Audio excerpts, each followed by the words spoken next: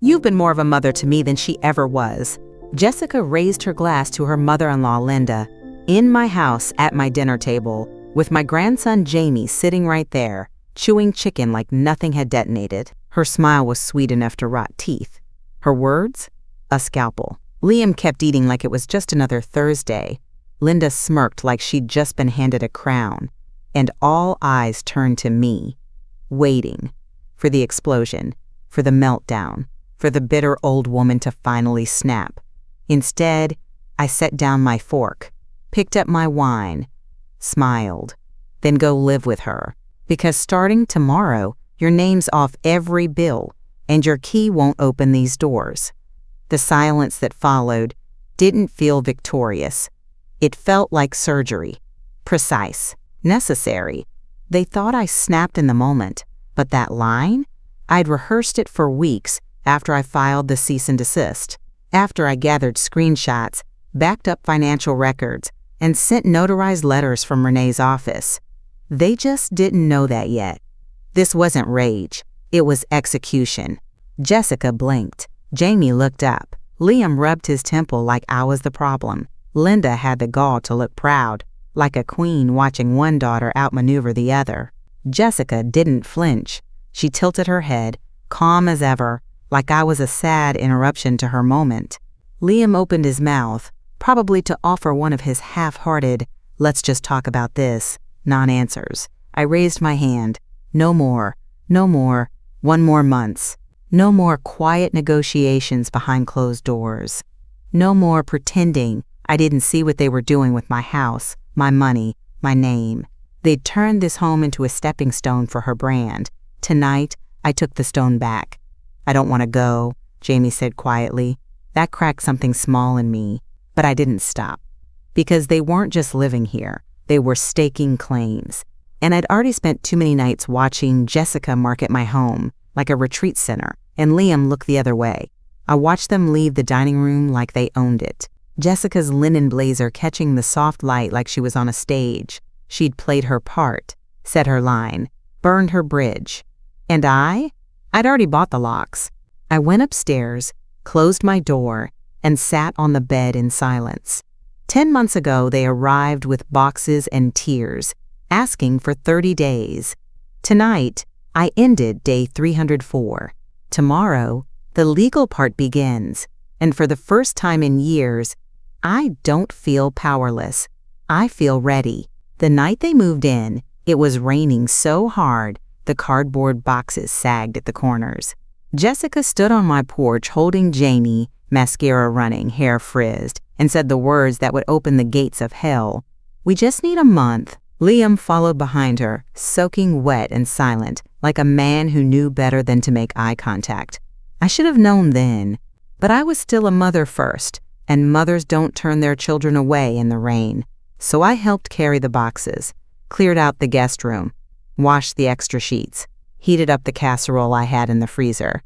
"Just until we figure things out," Jessica said, spooning food onto a plate like she belonged here. The landlord's wife got diagnosed with lupus, and they're selling the house. Total surprise. It was almost believable. By the second week, I noticed little things. Jamie's toys scattered across my living room. Jessica switching the smart thermostat without asking. Liam not lifting a single finger. But I stayed quiet. I kept telling myself it was temporary, that once they got back on their feet, they'd be gone. Back to their lives, back to their own bills. By summer, Jessica's yoga brand had taken over my Wi-Fi. She'd changed her mailing address to mine and started posting on social media about the incredible energy of her historic Maplewood retreat space, my house. She hosted her first yoga weekend in June, advertised it online as a boutique wellness getaway hosted in a landmark estate passed down through generations. I found that line in her Instagram post while I was sitting in my car, waiting to pick up Jamie from soccer practice. I remember staring at the screen so long the battery died. The thing is, I didn't say anything. Not then. Why? Because I still believed in boundaries, and I assumed they did too. But Jessica treats boundaries like suggestions. Liam doesn't even see them, and Jamie, sweet boy, lives in a house where the rules shift depending on who's getting what they want. By fall, my utility bills had doubled. Packages arrived daily in Jessica's name. Jamie started calling the upstairs guest room Mommy's office. And when I brought it up, Jessica laughed and said, "Well, it kind of is now, right?" No, it wasn't, but I was already losing control, one quiet concession at a time. The month they needed had come and gone, but they stayed, and I let them, because I hadn't yet admitted to myself what they were really doing. They weren't staying out of need. They were settling in. By July, the air had changed in my own home, and not because of the broken AC.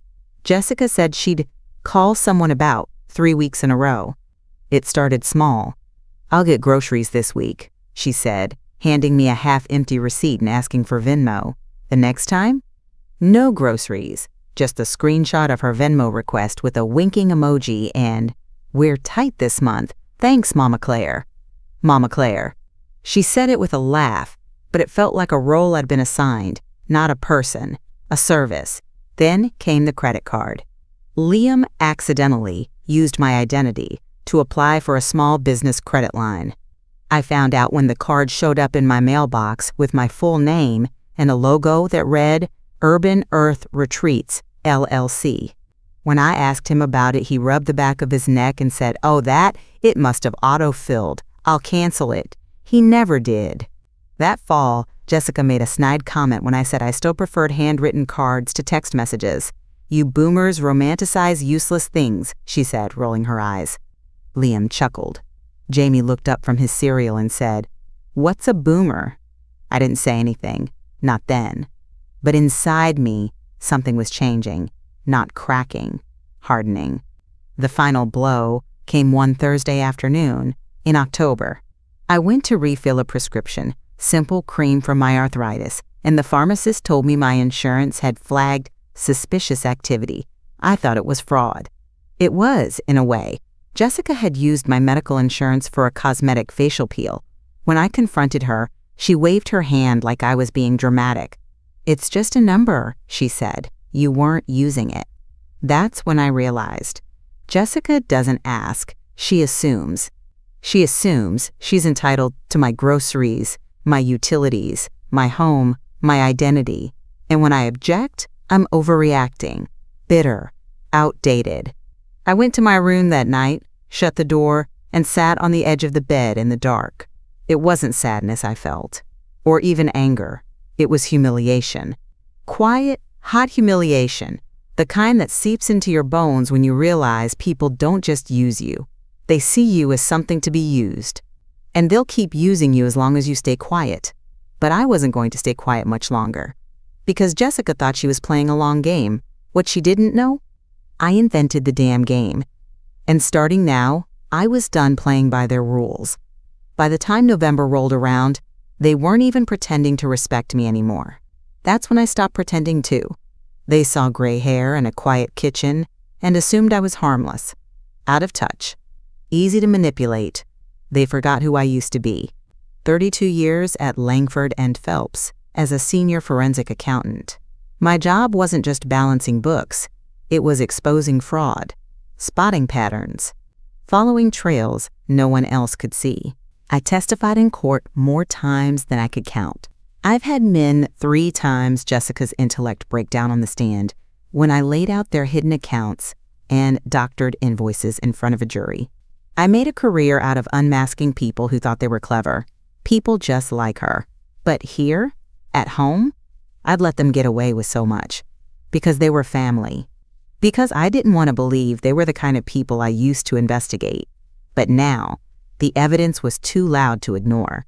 Jessica had hijacked my Wi-Fi, moved her business into my house, and started treating it like a brand headquarters.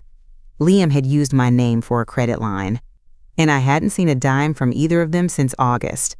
And Jamie, sweet, observant Jamie, had started calling the spare room Mommy's retreat space. They were embedding. I needed someone to talk to, someone who wouldn't just pat my hand and tell me to set boundaries like it was that simple.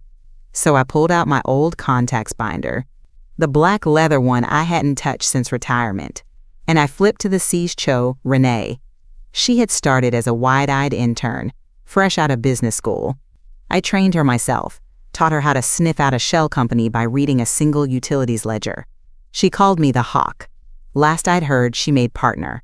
I texted her. One sentence. Renee, it's Claire Maxwell. I need help. Not work. Personal. Her reply came 43 seconds later. Name the place and time. I picked a cafe we used to haunt back when we pulled 12-hour days in the same war room. She was already there when I arrived, sipping espresso and flipping through a folder. I didn't need to say much, just a few receipts, a screenshot, a photocopy of the POA form I'd signed when Liam begged for help during Jamie's birth. Renee looked up. All business. Claire, you're not imagining this. You're the victim of progressive financial coercion. She didn't say abuse. Not yet, but I saw it in her eyes. She knew exactly what was happening. And now, she was in it with me. Renee didn't waste time. We met again 2 days later, not at the cafe this time, but at her downtown office, where the walls were lined with framed degrees and trial commendations. She closed the door and pulled up my file on her monitor like I was any other client. You're not crazy, she said. And you're not alone. What they're doing, it's textbook. Slow erosion of financial boundaries, exploitation of familial trust, leveraging guilt to maintain access. You're the case study they teach in seminars. She said it clinically, like a diagnosis, but her voice held something else too, a sharp edge of anger on my behalf. I felt seen for the first time in months. Tell me everything, she said. So I did. The retreat weekends booked through my address, the utility spikes, the forged credit line, the health insurance abuse, the sudden reappearance of Liam's old springing power of attorney form, the one I'd signed under duress years ago, when I was hospitalized, and he told me it was just a precaution. She took notes as I spoke, her pen flying. When I mentioned Jessica's attempt to label me outdated and resistant to change, Renee snorted. They always go for the age card first. Makes their narrative easier to sell. Caregiver becomes villain. Elder becomes burden. She pulled up a slide deck she'd used at a recent legal conference and showed me something that made my stomach drop. Claire, she said, pointing to the diagram. You're not just being taken advantage of. You're being positioned for financial displacement. That was the term, financial displacement. It sounds clean. But it means being stripped of control, bit by bit, until you're a ghost in your own life, tolerated until you sign one too many checks, and then discarded. That's when we started the list. Not a revenge plot, a legal strategy. We didn't call it getting them out. We called it reclaiming ownership. 3 goals: protect the deed and the estate, collect evidence of willful manipulation, re-establish financial independence. But, Renee said, clicking her pen shut, we also need to be realistic about the costs. What kind of costs? If they push this POA angle in court, even temporarily, you could lose access to your own accounts. I nodded. And if I push too hard, I looked down, I might lose Jamie. We sat in silence a moment. That was the part one hadn't said aloud yet. I could fight them. I would fight them. But I wasn't ready to lose my grandson. Not yet. Still, for the first time in a long time, I had a plan. And more importantly, I had someone in my corner who knew exactly how this game was played. Renee printed the plan and slid it across the desk like a war map. 3 tracks, she said. Asset protection, documentation, and exposure. We run all 3 quietly until you're ready for confrontation. It wasn't dramatic. It wasn't theatrical. It was cold, clean, and brilliant. We started with the deed. My name was still on it, but Renee had her team pull the title history. That's when we found it. An inquiry dated 5 months ago, submitted by a notary Jessica once tagged on Instagram. She had tried to transfer partial ownership of my home, using a springing power of attorney Liam had access to, signed, stamped, filed, but incomplete. She wasn't dumb, just impatient. The process hadn't gone through because one document hadn't been verified. Yet. That yet made my blood run cold. Next, we turned to the evidence trail. Renee gave me homework. Compare utility bills to retreat dates. Screenshot Jessica's online branding, especially where she called my house a legacy estate. Gather mail with her name on it. Record any conversations that hinted at entitlement, pressure, or coercion. She even ordered me a voice-activated pin. You're not confronting her? She warned. You're building a file. Think of it like a forensic audit, just like old times. That made me smile. Old times, when I wore suits and cornered fraudsters in conference rooms, when my signature meant power. I missed that version of me. But she wasn't gone, just waiting. The third piece? Exposure prep. Renee called it, quote, controlled leverage. We don't blow it open yet, she said, but we make it very clear that we're watching. We plant fear without giving them a target. How? Simple things. A cease and desist letter to Jessica's brand email, unsigned.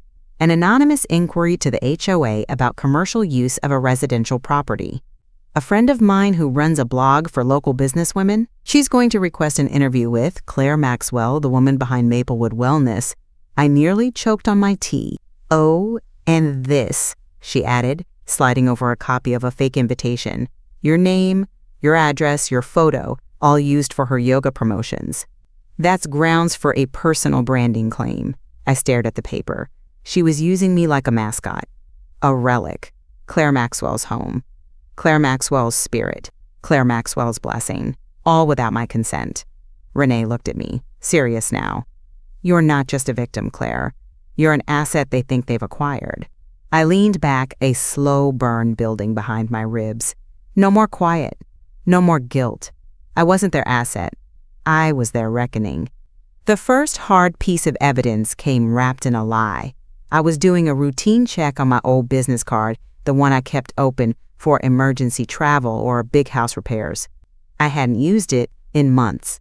But when the monthly statement hit my inbox, one line caught my eye. $1,235.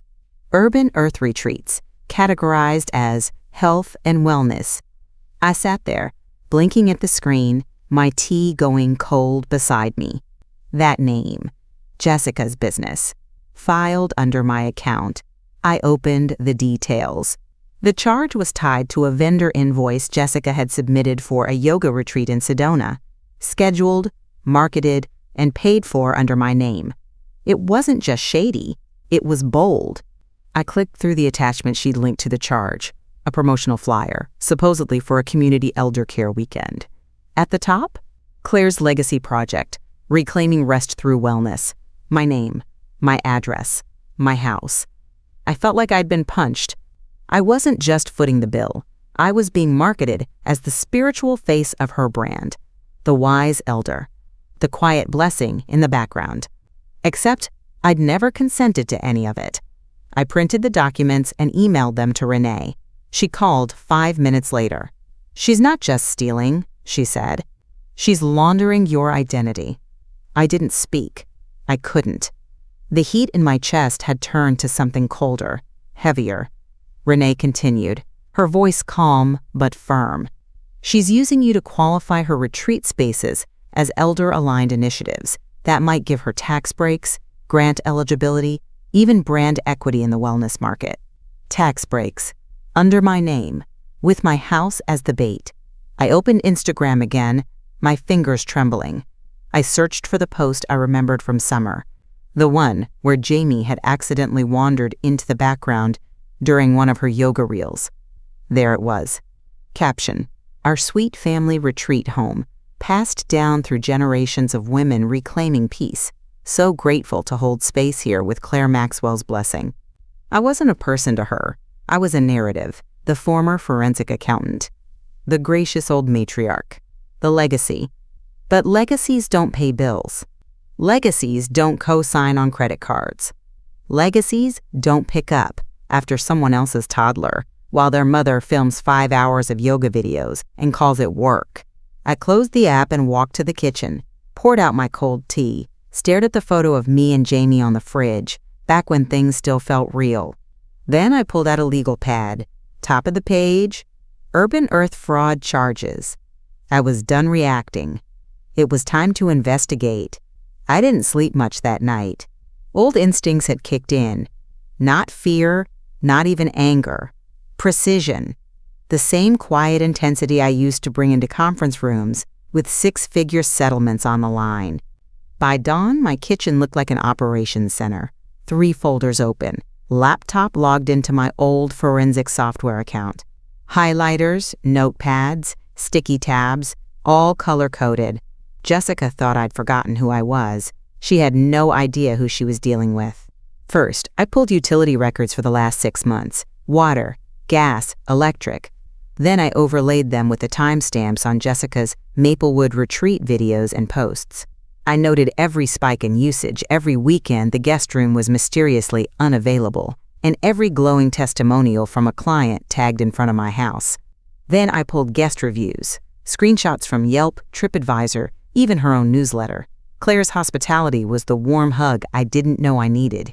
Her presence grounds the energy of the space. I hope I can age with the grace she brings to this retreat. She was selling me like a product. Next, I started image matching. Every digital flyer, banner, or yoga retreat promo that included a blurred background of my property got saved, printed, and timestamped. Even the ones where only the porch light or stained glass window peeked through. Evidence of commercial use, unpermitted, unreported, illegal.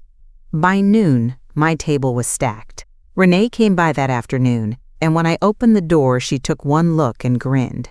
"Well, damn," she said, setting down her briefcase. "The hawk still flies." She sat with me and flipped through the evidence. After 20 minutes, she pushed back from the table, hands steepled under her chin.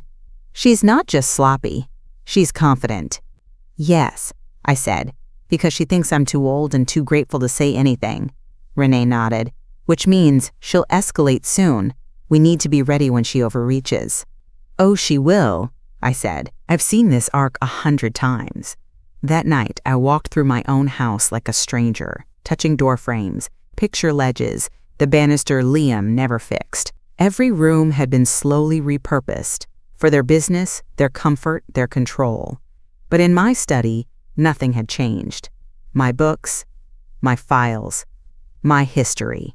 That's where I stored the backup thumb drive, the one I hadn't touched since retirement. It held templates for property audits, fraud affidavits, sworn statements. The same tools I used to take down men in suits, far more dangerous than Jessica, with her ring light and lemon water. I plugged it in, backed it all up. I wasn't just building a case. I was reclaiming my damn house, one screenshot at a time. It always happens this way. When people like Jessica sense a shift, when control starts slipping through their fingers, they change tactics, from dominance to charm. That night, she knocked on my bedroom door holding 2 cups of tea, chamomile, the brand I like. She hadn't brought me tea in months. "Can we talk?" she said, voice soft, eyes damp. I let her in. She sat on the edge of the bed like it was a therapy couch and sighed heavily, as if the weight of the world had settled on her thin little shoulders. "Mom," she began, "I know I've been difficult." I said nothing, just sipped the tea I had no intention of drinking. She clasped her hands together, nervously, like she was auditioning for guilt. "I've been hard on you. I see that now. I think I was afraid to admit how much I need you, not just the house. You." There it was, the pivot, the almost apology wrapped around a request. "I was thinking," she said, turning toward me, "maybe we could do something together. Like co-sign on a little side property? Something nearby. I've been researching these tiny retreat cabins, a space where I could really build something for my family." I let her finish. "You don't need this big house forever," she added gently. "But I do." She took my hand, and for a split second, I saw the girl Liam had married, the version of her I used to want to believe in. But it was an illusion, a costume. I knew better. Still, I played along. "That's an interesting idea," I said, squeezing her hand back. "Let's talk about it soon." She smiled, relieved, and left the tea on my nightstand like a gift. The next morning, I called Renee, told her exactly what happened. By noon, she had a contact in records down at the county assessor's office, pulling property transfer attempts connected to my name. She sent me a scanned document 3 hours later. Jessica had already tried. 5 months ago. Using the springing power of attorney Liam claimed they'd lost. It was all there. My forged signature, notarized by a woman who also happened to be listed as a guest on one of Jessica's retreats. The form attempted to transfer 50% interest in my property to a new LLC, Earth and Family Wellness Spaces. I stared at it for a long time. She hadn't come to ask for trust. She'd come to see if I'd found out, and now I had. The fake warmth, the offer of a side project, the tea, all of it was cover, delay, manipulation. I set the teacup in the sink and watched the herbal remnants swirl down the drain. Jessica was escalating. But now? So was I. I waited until Jessica was gone. She'd left early that morning to host a healing circle at a boutique spa upstate. Another one of her networking scams dressed up in crystals and jargon. Liam was in the den, pretending to work. I walked in, sat across from him, and placed a single sheet of paper on the coffee table between us. The deed transfer form, the one with my forged signature. His face didn't change much, just a brief flicker, like a curtain blowing open and snapping shut again. I found this, I said, dated 5 months ago. Jessica's name is on it, so is mine. Or, I should say, someone's version of mine. He leaned back in the recliner. Didn't even blink. Jessica's stressed, he said finally. She thought she was helping. I let the silence stretch. She thought forging my signature on a transfer of property was helping? He exhaled, scrubbed his face with both hands. Look, this was supposed to be temporary, Claire. None of this was supposed to get hostile. You mean legal? He looked at me now, really looked. Jessica's building something here, he said. A brand, a future. You make her feel small, like you're just waiting for her to fail. I leaned forward, calm. You don't need to explain it again, Liam. I heard it the first time. He tilted his head, confused. And then I pressed the little button on the pen sitting on the armrest beside me. A soft beep. Recording saved. His face went pale. You recorded me? I stood. You've both been using me, using this house, using my name, my accounts, my silence. You've called it help, family, legacy. But what you've built here isn't a home. It's theft. His mouth opened, closed. This conversation, I said, will be documented, along with every other piece of evidence I've gathered. Still, he didn't move. He just looked tired, worn out by the mask slipping. You're making this ugly, he muttered. No, I said. You did that 5 months ago, when you let her sign my name behind my back. I left the room, locked my study door behind me. Then I uploaded the recording to the secure cloud Renee had set up for me, labeled it 10A, Liam confirms POA knowledge. It wasn't the first time he let Jessica take the wheel, but now, legally, it would be the last time he did it without consequence. Let them cry family later. This was business now, and in business I never lost. The mediation meeting took place in a beige office suite downtown. Bland furniture, too much artificial light. One of those rooms designed to make everyone feel neutral. Jessica arrived in full costume, soft cardigan, minimal makeup, delicate little silver necklace with a lotus charm.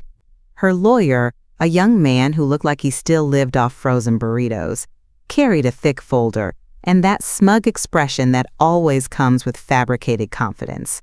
Renee was already there when I walked in, calm, composed. Her presence turned the air solid. Jessica stood and gave me a fake smile. Mom, she said gently, thank you for coming. I know how overwhelming all of this must feel for you. I didn't answer, just sat down and folded my hands in my lap. The mediator began with his speech, neutrality, fairness, time constraints. I barely heard it. Then Jessica's lawyer slid a folder across the table. In light of Mrs. Maxwell's health concerns and the increasing instability of her memory and finances, he began. Our clients are seeking a temporary conservatorship over the estate. This will allow for smoother transitions, bill management, and future property planning. I watched the words land, carefully rehearsed, legally laced. Jessica folded her hands like a saint. She didn't want to burden anyone, she added softly. But it's been getting worse. I only stepped in because she started missing payments and forgetting names. Interesting, Renee said, opening her own folder. Because according to these statements, Claire hasn't missed a payment in over 2 years. In fact, she paid your business expenses last quarter. Jessica's jaw tightened. Then her lawyer pulled out the forged power of attorney. This document, he said, demonstrates Claire's prior intent to allow her son to manage her affairs should her capacity decline. That threshold has been met. Renee smiled faintly. It's a pity that document is fraudulent. She didn't raise her voice. She just laid out the timeline, the date it was backdated, the notary's conflict of interest, and the supporting evidence. My signature mismatched from known samples. Jessica turned up the drama. Her voice caught. Tears welled up. I didn't want to hurt her. I just wanted to help her transition into the next phase. The performance was almost perfect. Almost. Because then Renee pulled out the final piece. The recording of Liam confirming they both knew what they were doing. She didn't play it yet. Just said, we have audio confirmation that both parties were aware the POA was being used without consent. The room went quiet. Jessica blinked, fast and furious. Her lawyer started backpedaling, and for the first time since they'd moved in, I saw fear crawl across her face. We hadn't won yet, but we'd cracked her mask. And that was the beginning of the end. That night, I sat in the dark kitchen, Jamie's crayon drawing still hanging on the fridge, a stick figure version of us both, him with wild orange hair, me with a square purse, and a sun hat. Underneath it, in uneven letters, me plus Nana Claire equals my favorite team. And suddenly, my hands were shaking. I'd spent the last 10 days operating like a machine, collecting evidence, documenting fraud, preparing for war. But in that quiet moment, I wondered if I had gone too far. Not legally, I had every right, but emotionally. Had I lost her completely? Had I failed her? Not as a landlord or a guardian of assets, but as a mother. Had I let this house, this pride, this name, mean more than the girl I once hoped would be family? I made myself a cup of tea, real chamomile this time, and sat in the silence. I remembered holding Jamie the first night they moved in. Jessica had been sobbing in the guest room. Liam was pacing the hallway, panicking about the move. And there I was, rocking that boy, singing the lullaby I used to hum to Liam when he had night terrors. She had looked at me that night with real gratitude in her eyes. Had I imagined it? Was all of it fake? Or had something between us changed slowly, like water turning to ice, without either of us noticing? I kept asking questions I had no answer for. That's when I remembered her words. Not the ones from the mediation, not the fake concern, the ones she said over my dinner table. In front of Linda, in front of Jamie, you've been more of a mother to me than she ever was. That was the truth. That wasn't for court or show.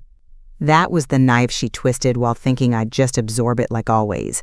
And still, I felt the sting of it, because part of me had wanted to be that mother to her.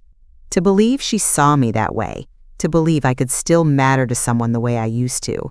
But that line? That wasn't said in love. It was said to humiliate, to reposition me in my own home. And that was the moment something inside me changed. Not out of pride, but out of clarity. She didn't want a mother. She wanted a mascot. And I would not be paraded 1 minute and discarded the next. I looked at Jamie's drawing again. He was the only one in that house who saw me for who I truly was. And now, I had to fight for that version of myself. For him and for me. 2 days after mediation, I sent out the invitations. Just a little gathering at the Maplewood Women's Guild, a legacy group where I'd once served as treasurer for 11 years, back when people still used envelopes and stamps. Jessica liked to parade her wellness brand there, claimed she was bringing, quote, youthful innovation to a sleepy suburban network. They gave her a platform. Now they were going to hear the truth. I booked the event under my name, Claire Maxwell, retired forensic analyst, speaking on interpersonal financial manipulation in family-owned spaces. The title was neutral. The tone wasn't. Word spread faster than I expected. Retired judges, business owners, a few clergy members, all RSVP'd. A couple of Jessica's investors were on the list too. She had no idea. I didn't tell Renee until the day before. She didn't try to stop me. "Are you ready for this?" she asked. I was. Not because I wanted spectacle, but because I needed truth. Public, recorded, undeniable truth. The night of the talk, I wore a navy blue suit with clean lines. No pearls. No apology. Jessica walked in halfway through the cookies and tea. She saw the banner. She saw the slideshow on the projector. And she froze. I walked up to the podium and cleared my throat. "Good evening," I said. "Tonight I want to talk about what happens when family trust becomes a business plan and how elder identity can be turned into marketing currency." No names. Not yet. But the images said enough. My house and her flyers. My name on her retreats. Her guests posing on my porch. Then I clicked to the next slide. Bank statements. Utility spikes. Promotional reviews using my full name as the host. Gasps in the room. Whispers. Jessica stood in the back, face pale, fingers tight on her purse strap. She stepped forward. "This is harassment," she said, loud enough for the room. "She's not well. She's confused. That's when Renee entered from the side, slow and deliberate, heels echoing across the hardwood floor. "I have a notarized log of every transaction Claire documented," she said calmly. "We also have a digital recording of your husband confirming your joint use of a fraudulent power of attorney." You could hear the breath leave Jessica's lungs. The room shifted. Sympathy vanished. A retired judge near the front whispered something to the woman beside him. "That's attempted elder financial abuse." Jessica tried to laugh. "This is a setup. You're turning people against me." "You turned them," I said, steady. "I just brought the receipts." She didn't storm out. She fled. And for the first time in nearly a year, I stood in my town, my community, and watched them see me not as someone's grandmother, not as a doormat, but as Claire Maxwell again, the woman who sees everything and forgets nothing. Jessica didn't go quiet after the guild meeting. She just got louder in smaller rooms. The next morning, she launched a smear campaign the size of her ego. Told anyone who listened that I was losing it, that the speech was a confused outburst from a lonely woman with compromised faculties. "She's spiraling," she whispered to the guild president. "She needs supervision," she texted to two of her yoga investors. What she didn't realize was that one of those investors was now forwarding me every word. By noon, the Women's Guild issued a formal statement. "We stand with Claire Maxwell, whose contributions to Maplewood's legacy are unmatched and whose integrity remains unimpeachable." Jessica didn't see that coming. Neither did Liam. Because that same afternoon, Renee filed our first official move, a cease and desist against Urban Earth Retreats, for unauthorized use of my name, likeness, and residential address in marketing. The letter was short and lethal. It included digital screenshots of all promotional materials, copies of statements Jessica billed to my accounts, a warning that continued use would result in a defamation and fraud suit. By 3 p.m., her Square payment system was frozen. By 5, her merchant accounts were under review. By 6:17, her Maplewood Wellness Weekend event listing disappeared from Eventbrite. She tried calling me. I let it ring. Let her sit in the silence of losing something she thought was hers. That night, Liam knocked on my bedroom door. No charm, no excuses. "Can we talk?" I didn't answer. I didn't even turn the knob, because I finally understood what power felt like again. Not anger, not revenge. Control. Control of my time, my name, my space. He slid a note under the door. It said, "We never meant for it to go this far. Jamie doesn't understand what's happening. Please, let's find a way to fix this. For him." I picked up the paper, folded it neatly, and filed it under Evidence Emotional Appeals, because now they were scared. Jessica had made herself look polished, spiritual, modern. But now? She looked desperate. Even Linda, her forever ally, her real mother, had gone quiet. Word got around faster than judgment in this town, and Maplewood didn't like fraud, not when it wore yoga pants and fake empathy. The cracks were spreading, not just legally, publicly, socially. And I hadn't even pressed charges yet. That was the beauty of it. They thought they'd burned me out. But all they did was light a match under their own little empire. I wasn't vindictive. I was thorough. Thank you for listening to the end. I'm truly grateful for your time. Why is it so hard for older people to set boundaries when the harm comes from family? Let me know in the comments.